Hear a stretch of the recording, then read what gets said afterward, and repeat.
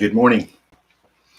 Good morning and happy Monday. So over the next 15 weeks, we're going to be talking about what I refer to as the mastery mindset. The mastery mindsets are a series of ways we look at the world. So we all have a series of mindsets or beliefs about how the world works and how we work in it. And some of our mindsets are powerful and serve us well, and others not so much. So, for example, we get our mindsets from the environment we are raised in, the experiences we have, or the education we receive. And some of them, man, they're really powerful, but others, again, not so much. For example, let's imagine you're in third grade. You go to a new school to start third grade. And the very first day of school, you're asked to run a foot race with two other kids in the third grade. And unbeknownst to you, these two kids you race with are two of the slowest kids in third grade, and you end up coming in easily first place. Well, your perception of your running skills, how fast you are, might be different for the rest of your life than if you were paired off with two of the fastest kids in third grade and you ended up a distant third place. And these are the kind of experiences that really shape the trajectory of our life. Unfortunately, they're not always based in reality. For example, when my mother was in first grade, she was told, stand in the back of the choir and don't sing too loud. And so she went through her whole life never singing. My father was in a big band in the 50s, and he was in the barbershop quartet. And he sang all the time. My mom never, up until the later part of her life, when dementia took away most of her memory and all of her inhibitions. And then she sang all the time. But here's what's ironic. She actually had a pretty good voice. But she missed out on 87 years of singing because of something someone told her one time when she was 6 years old. So once again, some of our mindsets are powerful and serve us well, others not so much. And so the 15 mastery mindsets that I want to share with you over the next 15 weeks are things that I'm working on. You know, we teach what we most need to hear. And the idea with this is these are based on martial arts, what I've learned through martial arts training. And the whole idea is as we go through these, if they speak to you, listen. If not, it's okay too. So the very first mastery mindset is I take great care of myself because the world needs me at my best. I want to say that again. I take great care of myself because the world needs me at my best. And the concept with this is that I'm really totally blown away by the disconnect really smart people have with the way they treat their body and their level of success. So we've all been, think about it, we've all been sick, angry, upset, tired. Do you perform better? Usually not, right?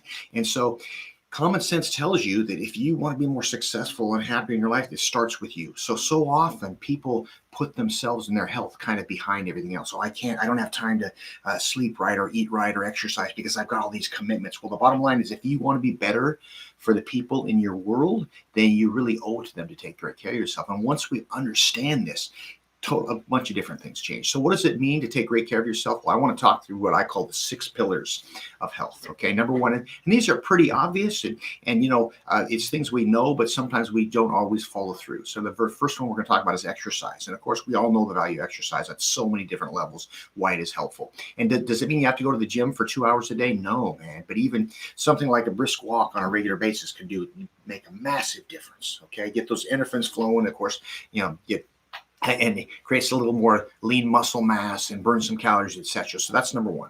Number two is rest. And when I'm talking about rest, I'm talking about a combination of two things. Number one, sleep. You know, we're hearing more and more about the poor effects of sleep deprivation. And so have you ever during the day, you know, found yourself getting a good night's sleep the night before? So you find yourself either grumpy, okay, maybe hungry or irritable. Well, I guess that's grumpy, right? Or fatigued. Well, bottom line is a lot of times when you don't get enough rest, what happens is that your body stimulates, you know, just, man, you know, it all of a sudden starts craving sugar to get that energy level up, right?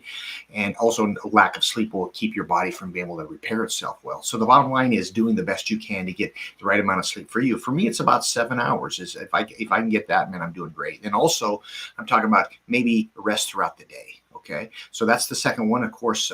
And then the third is nutrition. What I'm referring to with nutrition, of course, I'm not going to tell you how to eat. There's so many different ways. And by the way, if you, the more you read about nutrition, it's almost the more confusing it gets. But there are some basics, right, that come into play, like eating more fresh fruits and vegetables. Pretty much everyone agrees on that, right? So if you have your choice of an apple and a Snickers bar, you choose the apple, right? Try and find something that has less ingredients in it, so to speak.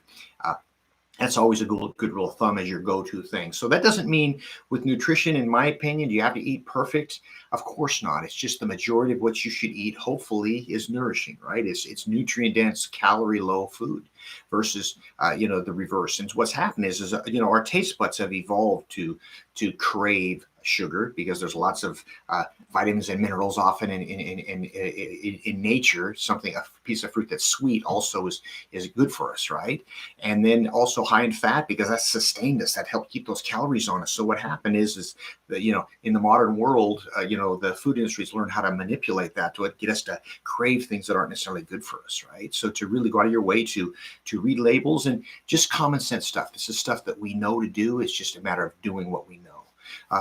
The fourth area is what I would refer to as stress management, and that's our ability to be able to take the day as it's coming and not be overwhelmed with it. And if I was to think of stress management, I would be, as compared to your phone, I would refer to our ability to not have too many apps open, if that makes sense, right?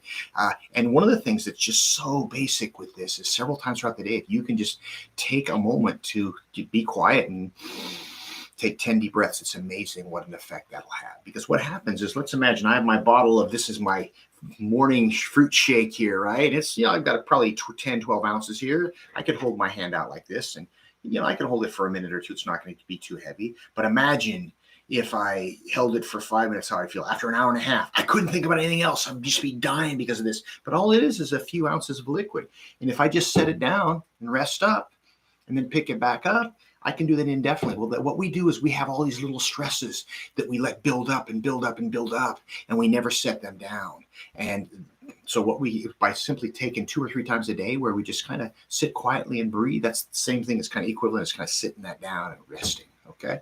The next one is risk avoidance. And risk avoidance is things like, for example, the importance of, putting your seatbelt on when you drive. That's an example. You're probably not bungee jumping too much, trying to be a defensive driver and also washing your hands, all the things that you can do to minimize risk, right?